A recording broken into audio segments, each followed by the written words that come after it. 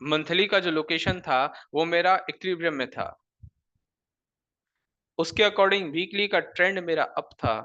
Daily पर मान कर चलिए यहां आते आते ट्रेंड डाउन हो गया, मेरे एंट्री में ट्रेंड आते आते डाउन हो गया, तो आप मुझे बताइए, अब मुझे बताइए कि ट्रेड 2 और ट्रेड 3 में ट्रेंड डाउन या साइडवेज होने में ये एंट्री 2 है, ये थर्ड है, इनमें ये सेकंड है और ये थर्ड है। इन सेकंड और थर्ड में आते आते, इन सेकंड एंड थर्ड में आते आते ट्रेंड डाउन हो भी जाता है, तो हम ट्रेंड को इग्नोर कर सकते हैं ना, क्योंकि ये very low on the curve की बात हो गई। यस। अब बात बताएं कि यदि ये ऊपर, ये रैली बेस रैली का डिमांड जोन है, प्राइस ऊपर से नीचे आती है, इस डिमांड जोन फर्स्ट में एंट्री करती है, इस डिमांड जोन फर्स्ट में एंट्री करती है, उस टाइम पर ट्रेंड चेंज हो गया, वो मुझे देखने की जरूरत है या नहीं, डिमांड जोन फर्स्ट में। हाँ, अब ट्रेंड देखने की जरूरत है। अब सब लोग बहुत अच्छी तरह से सुन लीजिए कि इसमें ट्रेंड देखने की जरूरत क्यों है। कल तक के टॉपिक के अकॉर्डिंग क्या ये लो ऑन द कर्व है? कल तक के टॉपिक के अकॉर्डिंग क्या ये लो ऑन द कर्व है? यस। और आज के टॉपिक के अकॉर्डिंग क्या ये नॉन कोइंसाइडिंग है? Yes, non coinciding. तो हमारी ओवरऑल डेफिनेशन क्या बनी? हमारी ओवरऑल डेफिनेशन क्या बनी कि यदि लोकेशन से कोइंसाइड जोन है तो ट्रेंड को इग्नोर कर सकते हैं, लोकेशन से नॉन कोइंसाइड जोन है तो ट्रेंड को इग्नोर नहीं कर सकते। एंट्री लेते टाइम ट्रेंड देखेंगे, अलर्ट यहाँ पर जब हमारे पास आएगा, ट्रेंड हमारा साइडवेज हो गया तो इग्नोर, डाउन हो गया तो इग्नोर, ट्रेंड सिर्फ अप होगा तभी हम इसे ट्रेड करेंगे, क्योंकि ये लो ऑन द कर्व है, उसके साथ साथ ये नॉन कोइंसाइडिंग भी है।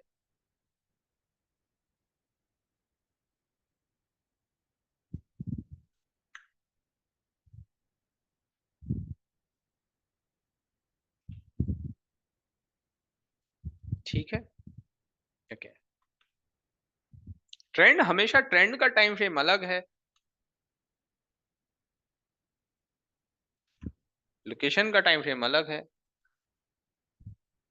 दीपक नाइट्रेट, इस दीपक नाइट्रेट में ये एक रैली बेस रैली मंथली का लोकेशन है,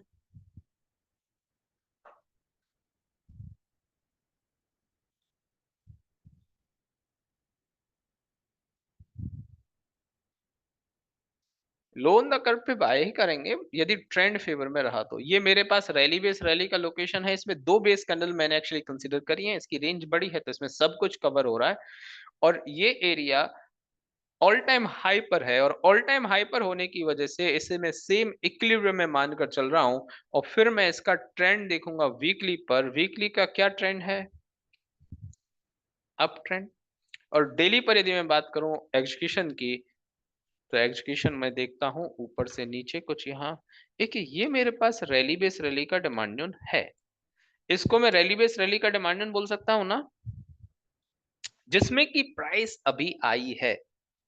अभी मैंने थोड़ी देर पहले 8 बजने से पहले जो बताई थी, डीबीएल में जो बताया था, जस्ट डायल में जो बताया था, उसके अकॉर्डिंग तो ऐसा ही कहूंगा ना। नवदीप की प्राइस अभी डिमांड जोन में है, डिमांड जोन से ना रिएक्शन आया, ना डिमांड जोन को ब्रेक किया, डिमांड जोन में भी है नवदीप। ठीक है, एक ये एरिया हो गया, अभी इसको बहुत लास्ट में लेकर चलिए।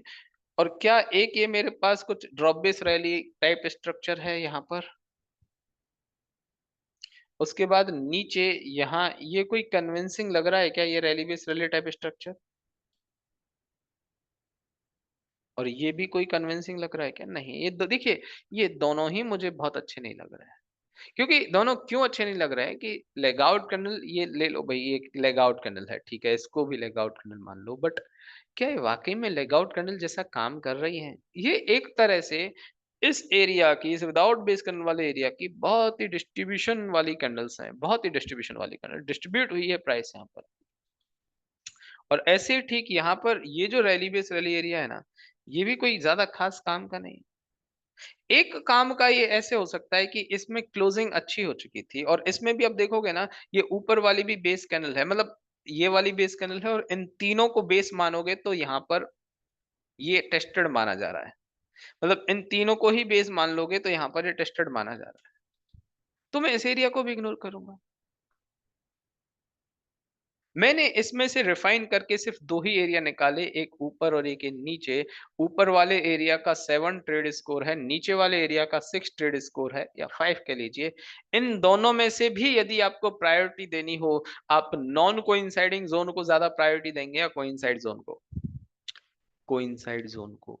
क्योंकि यहाँ पर जब प्राइस आएगी, वही सेम बात हो गई कि एंट्री पॉइंट जो बन रहा है ना, वो लोकेशन और एग्जीक्यूशन दोनों का ही सेम एंट्री पॉइंट है। कोइंसाइडिंग जोन को ज्यादा प्रायोरिटी देंगे। चलने को यहाँ से भी थोड़ा बहुत रिएक्शन आ जाएगा इसमें से, ऐसी बात नहीं कि ये नहीं चलेगा। अबाउट इंडिया में हमने देखा ना, चल जाएगा, ऐसी कोई बात नहीं। बट फिर भी हम without without coinciding zone, non coinciding zone पर ध्यान ज्यादा देने वाले हैं ही नहीं। ऑलवेज कोइंसाइडिंग जोन पर ध्यान दें। और देखो, एक छोटी सी बात मैं आपसे कही थी, लास्ट क्लास में भी कही थी, कि जो ट्रेड पर आप पैसा लगा रहे हैं ना, जिस ट्रेड पर आप पैसा लगा रहे हो, वो पैसा आपके बहुत मेहनत का है, कहीं से ही आ नहीं गया है। किसी गैम्बलिंग सट्टा खेलकर वो पैसा आ नहीं गया है। वो पैसा बहुत मेहनत से आपने कमाया होगा। तो आपको उसे बहुत अच्छी तरह से ही इन्वेस्ट करना है, उसको अच्छी तरह से ही लगाना है। हम जैसे घर की ज़रूरत, खुद की ज़रूरत के लिए जो कुछ भी काम करते हैं, जो कुछ भी सामान, जो कुछ भी चीज़ परचेज़ करते हैं, बाय करते हैं, उसमें बहुत सोच समझ कर करते हैं। क्योंकि तब हमें लगता है कि हमसे फ़िज़िकली इस तरह से पैसा जा रहा है, कोई चीज़ हमारे पास फ़िज़िकली इस तरह से आएगी, तो उसमें हम कोई गलती ना करें। मार्केट में जनरली ऐसा हो जाता है ना कि सब कुछ ऐसे डिजिटल टाइप चीज़ है। एक तो एक छोटी-सी बात बताएँ, आपके ₹2000 गिर जाएँ पॉकेट में से, और एक ₹2000 का लॉस हो जाए मार्केट में, कौन-सा ज़्यादा दुःख देगा? जो पैसे गिर गए क्योंकि वो फिज़िकल होने की वजह से उनमें थोड़े से इमोशंस थे हमारे साथ, ऐसा ही। तो वो डिफरेंस को समझें, नुकसान तो बराबर ही रहा ना, नुकसान तो वो 2000 का ही है। तो यहाँ पर पैसा लगाओ। अब आप कोई भी एक एक रूल, आप लोगों ने, आई एम 100% श्योर, जॉब करी होगी। जॉब जो नहीं कर रहे हैं वो पढ़ रहे होंगे, नहीं पढ़ रहे हैं बिजनेस कर रहे हो, कुछ ना कुछ तो कोई अपनी जिंदगी में कुछ कर ही रहा है। एक छोटा सा प्रोसेस समझो, कि आप जब ट्रेड्स फाइंड आउट कर रहे हो, तो उन ट्रेड्स को ऐसे समझिए कि आप अपनी कंपनी के लिए, अपने बिजनेस के लिए किन्हीं लोगों की हायरिंग कर रहे हैं, अपने स्टाफ, अपने आप लोग चाह रहे हैं कि आपके साथ काम करें, उनकी हायरिंग कर रहे हैं। आपका विजन, आपका मिशन कहाँ तक है, कितना बड़ा है, वो लोग जिनके आप इंटरव्यू कर रहे हैं, उनमें सारी क्वालिटी आप देखेंगे ना, कि वो आपके साथ चल सकते हैं, नहीं चल सकते। और जो नहीं चल सकते, उनको रिजेक्ट करेंगे, जो चल सकते हैं, उनको अपनी कंपनी में लेंगे।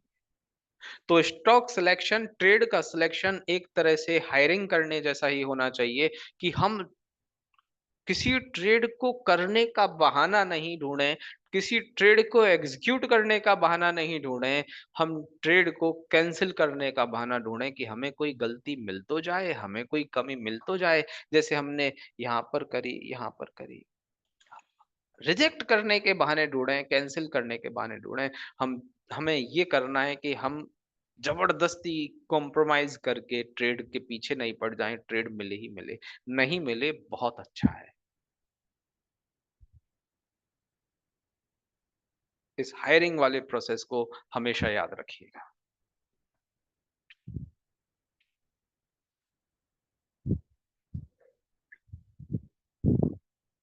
ठीक है?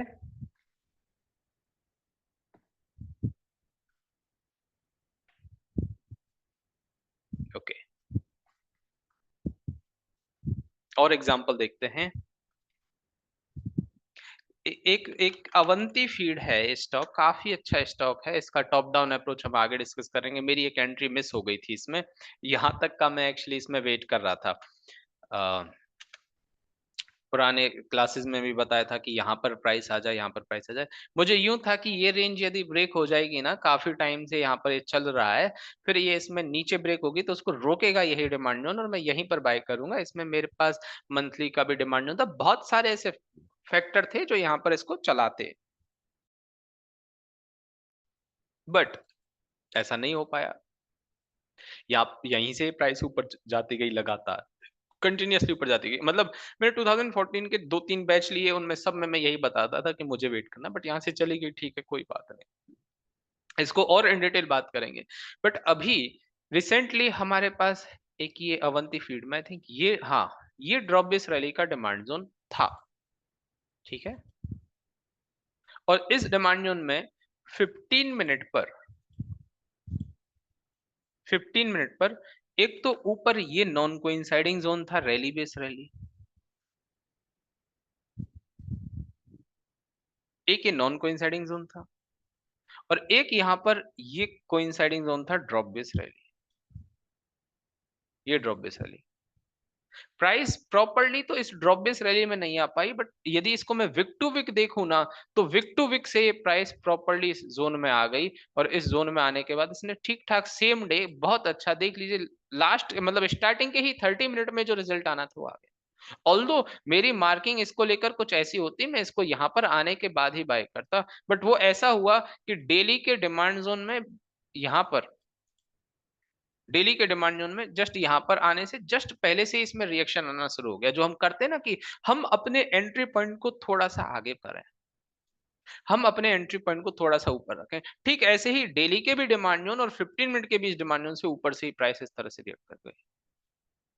अब बात आ रही होगी कि सर आपने यहां एंट्री करी, जो अभी वैलिड है, इवन डेली का डिमांड जोन भी अभी बिल्कुल फ्रेश है, क्या अब भी मैं इस डिमांड जोन को ट्रेड कर सकता हूं यहां पर इस तरह से एंट्री स्टॉप लॉस इस तरह से करके? मैं कहता हूं करना नहीं ट्रेड, ऑब्जर्व करना कि क्या होता है, ऑब्जर्व करना कि क्या होता है।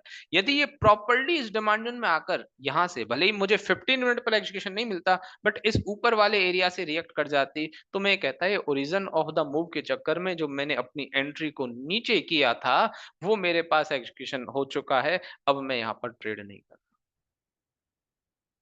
होने को तो मैं इस बात को इस तरह से भी आपसे कह देता, बट वो कहूंगा नहीं, क्योंकि वो एक सही बात नहीं है कि हमने significant base significant gap plus base candle equal to exciting candle वाला कॉन्सेप्ट पढ़ा था ना, उसके अकॉर्डिंग तो ये ड्रॉप बेस रैली और उसके अकॉर्डिंग ये रैली बेस रैली दो जोन हो गए, तो ऊपर वाले जोन से रिएक्शन आकर इसने 1:2 का टारगेट दे दिया, यस और नो।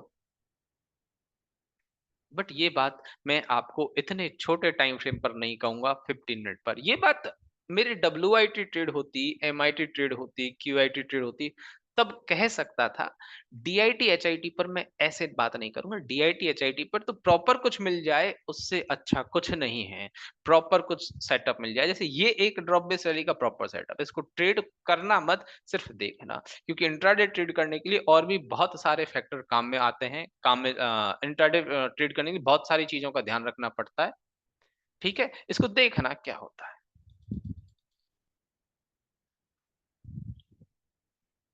आ रही है ना बातें समझ में जो मैं बता रहा हूं आपको?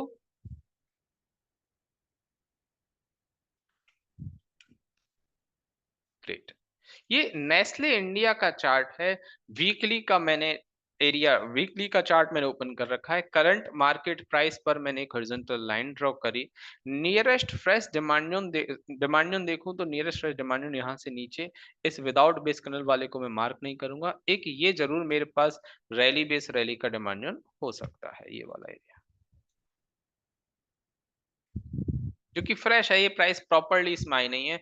और सप्लाई जोन बात करूं तो ये एक रैली बेस्ड ड्रॉप का ये सप्लाई जोन हो सकता है, ठीक है ना, ये सप्लाई जोन और ये डिमांड जोन अपने आप में, यस, ये दोनों ही डिमांड सप्लाई अपने आप में बिल्कुल ठीक है।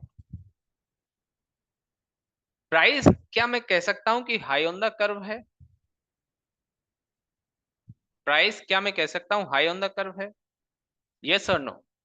या कहूं कि इक्विलिब्रियम के पास है? मैंने अभी मार्क करके देखा कि ये जस्ट इक्विलिब्रियम के पास है प्राइस,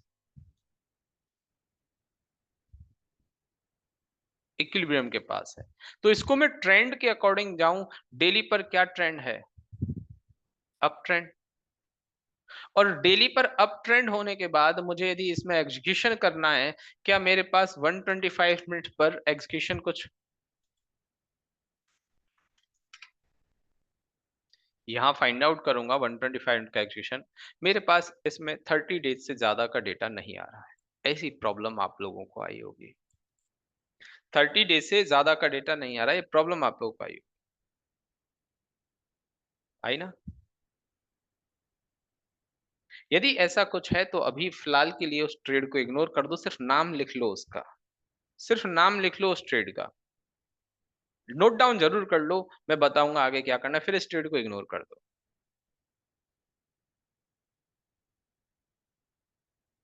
ठीक है? क्योंकि ज्यादा डेटा है नहीं इसमें। वैसे यदि मैं बताऊं आपको, राइट क्लिक करोगे ना चार्ट में, और लोड लोकल डाटा पर क्लिक करोगे, चार्ट में राइट क्लिक की और लोड लोकल डाटा पर गए, तब आपको यहां पर हो सकता है थोड़ा ज्यादा दिनों का डेटा आ जाए, कुछ इस तरह से।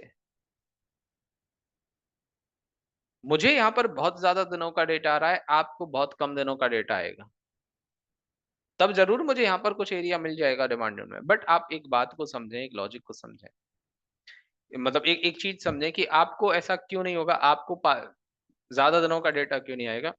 क्योंकि आप हो सकता है इस स्क्रिप्ट को अभी अभी कुछ ही दिनों पहले ओपन करना स्टार्ट किया हो। आप जैसे जैसे स्क्रिप्ट को ओपन करते जाएंगे वैसे वैसे डेटा ही आपके सी ड्राइव जो कंप्यूटर में होती है उसमें फीड होता जाएगा, तो जितने ज्यादा पुराना चार्ट हो जाएगा उतना ही पुराना डेटा हो जाएगा।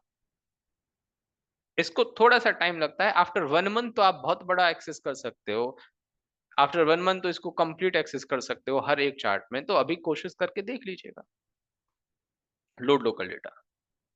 और जब आपके हो जाएगा ना रिसर्च करते करते, तो बाद में आने भी लगेगा। और इसका एक और अल्टरनेटिव सॉल्यूशन मैं 11th क्लास में जरूर दूंगा, 100% 11th क्लास में मैं इसका एक और सॉल्यूशन दूंगा। अब वापस मैं इसी के बारे में बात करता हूं। मानकर चलिए ये वीकली पर मेरे पास हाई ऑन द कर्व की सिचुएशन है। ठीक है?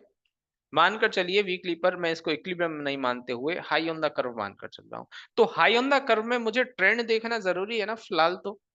और डेली का ट्रेंड फिर से अप हो गया, तो ये भी कोई बात नहीं बनी। तो एक छोटी सी बात समझें, वीकली का ये लोकेशन है, डेली पर ट्रेंड फिलहाल के लिए मैंने इग्नोर किया है। 125-75 मिनट पर मुझे एक ये रैली बेस्ड ड्रॉप का सप्लाई जोन नजर आता है यहाँ पर, और इसके स्टॉप लॉस को मैं यहाँ भी कर सकता हूँ क्योंकि स्टॉप लॉस मेरे हायर टाइम फ्रेम के बिल्कुल पास में ही है। और मैंने ऐसा क्यों किया? मैंने ऐसा यूं किया क्योंकि प्राइस के सप्लाई जोन ज्यादा पास में है, डिमांड जोन तो बहुत दूर निकला ना प्राइस के। डिमांड जोन कितना दूर है प्राइस से? सप्लाई जोन पास है या डिमांड पास है, आप देखें। सप्लाई जोन पास है, इस वजह से मैं इसमें लोअर टाइम फ्रेम पर भी लोअर टाइम फ्रेम पर भी सप्लाई जोन देख रहा हूँ, एग्जीक्यूशन सेल करने का देख रहा हूँ, जिसमें 75 मिनट पर मुझे मिला। अब ये वाली पिक्चर क्या हाई ऑन द कर्व की रही कि प्राइस इस जोन में जाएगी तो ये हाई ऑन द कर्व कहलाएगी, ये execution high on the curve कहलाएगा। और जब इसमें price high on the curve में जाएगी, तब डेली का ट्रेंड मैटर करेगा या नहीं करेगा? तब इंटरमीडिएट टाइम फ्रेम का ट्रेंड मैटर करेगा या नहीं करेगा? बिल्कुल करेगा। और डेली का ट्रेंड रितेश, डेली का ट्रेंड अप रहा तो क्या मैं 75 मिनट की ट्रेड को एग्जीक्यूट करूंगा? नहीं। डेली का ट्रेंड साइडवेज रहा तो मैं ट्रेड करूंगा? नहीं। डेली का ट्रेंड सिर्फ डाउन होगा तभी मैं इसे एग्जीक्यूट करूंगा, अदरवाइज नहीं करूंगा। अब कोई कोई कह रहा होगा सर प्राइस ऊपर जाएगी ट्रेंड अप होगा ही होगा, कैसी बात कर रहे हो आप? प्राइस नीचे आएगी ट्रेंड डाउन होगा ही होगा, ऐसा लग रहा है ना किसी किसी को। यहाँ पर प्राइस नीचे आई है ना, ट्रेंड अप है ना। ट्रेंड को चेंज होने में टाइम लगता है, इतना आसानी से नहीं होता। ये सिर्फ आपके मन के वहम है। यहाँ पर प्राइस वीकली पर साइडवेज है ना काफी टाइम से, बट ट्रेंड बिल्कुल अप है ना। 50 कैंडल का जब टोटल एवरेज कुछ बनता है ना, तब जाकर ये बात होती है।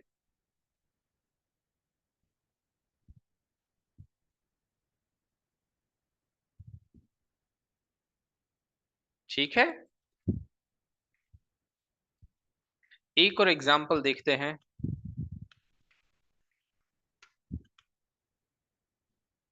ये काफी अच्छा एग्जाम्पल है, Praj industries.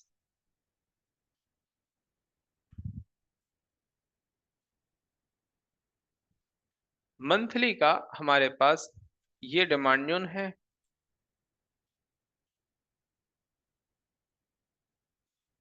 Drop base rally, जिसमें ये 4 बेस कैंडल हैं।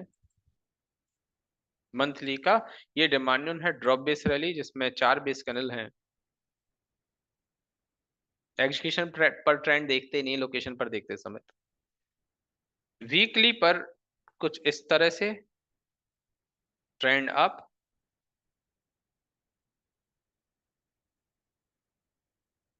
और डेली पर यदि मैं एग्जीक्यूशन देखूं लॉन्ग का, तो एग्जीक्यूशन कुछ इस तरह से मुझे नजर आ रहा है। एक ये रैली बेस रैली, एक ये रैली बेस रैली, और एक ये ड्रॉप बेस रैली। कुछ 3 एग्जीक्यूशन हो गए मेरे पास, एक ये वाला एरिया, एक ये वाला एरिया, और एक ये वाला एरिया। ठीक है, सही है ना ये? इन तीनों में से ट्रेड स्कोर तो ऑलमोस्ट तीनों का ही सेम है, 6 ट्रेड स्कोर है, क्योंकि एक नंबर ऑफ बेस कैंडल तो तीनों में ही कम है, और लेग आउट कैंडल तीनों में बराबर है, इक्वल है, 1 1 1 लेग आउट कैंडल है। सही है ना? बट फिर भी यदि बात करें हम कोइंसाइड वाले पॉइंट की, कि कौन सा जोन कोइंसाइड कर रहा है,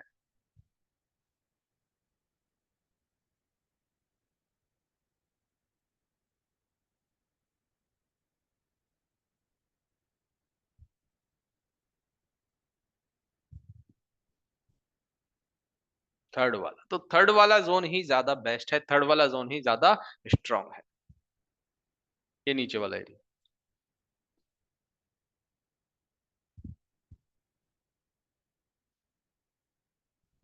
ये ओरिजिन भी है, ये वाला एकदम से बेस्ट। ऐसा नहीं है कि प्राइस इन में आएगी ऊपर वाले फर्स्ट और सेकंड में चलेगी नहीं, यहां पर आएगी, यहां से भी चलेगी, यहां पर आएगी, यहां से भी चलेगी, बट हमें हमेशा अभी स्टार्टिंग के बहुत दिनों तक ओनली कोइंसाइडिंग लेवल पर ट्रेड करना है। तीनों को भी ट्रेड कर सकते हैं, बट हमारी प्रायोरिटी ऑलवेज कोइंसाइडिंग लेवल ही होगी।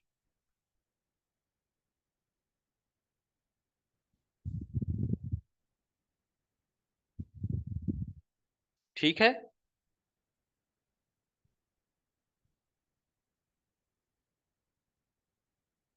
आ गई बात समझ?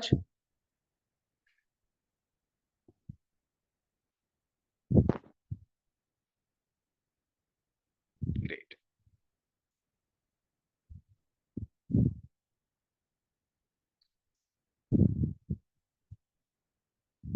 इस वाले एग्जाम्पल को ना कल और मैं बताऊंगा, आज नहीं बता रहा हूं, क्योंकि आज फिर और हैवी हो जाएगा, आज हैवी हो जाएगा, इस वजह से कल बताऊंगा मैं। इस वाले एग्जाम्पल में एक और पॉइंट है, वो मैं कल बताऊंगा। बट ये जो आज की क्लास जो मैंने बताई, इसमें कितना परसेंट आप लोगों को समझ आ गया?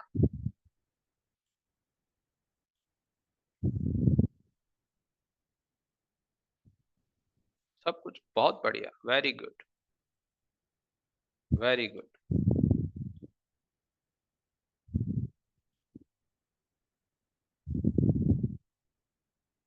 सागर, वो आपके लिए होमवर्क है, उसमें WIT देखना, ठीक है? बहुत बढ़िया।